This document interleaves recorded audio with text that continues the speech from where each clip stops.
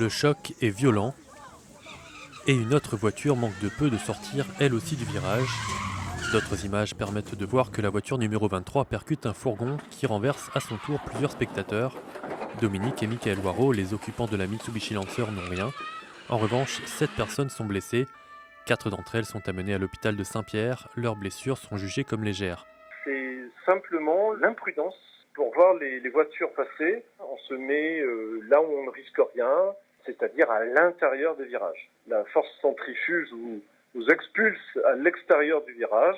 Et là, il y avait tout un public avec des chaises.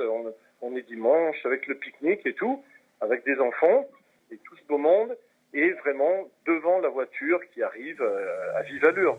Toutes les voitures passent par ce type de virage dangereux tout au long de l'épreuve. Pour l'organisateur, rapidement sur les lieux de l'accident, la sécurité du rallye n'est pas à remettre en question. Les choses ont été faites, je pense, de manière convenable. Simplement, je pense qu'il faut une fois de plus rappeler les règles élémentaires de sécurité. Il faut savoir qu'une voiture, on la voit rouler comme ça, on a l'impression qu'elle va aller d'un point A à un point B.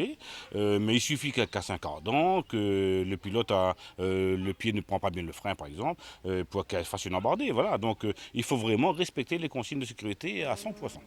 Aucun balisage n'était pourtant apposé dans ce virage jugé dangereux. Dans ce type d'épreuve, les spectateurs peuvent se placer aux endroits signalés par des rues-balises vertes. Lorsqu'il n'y en a pas, c'est que le site est interdit.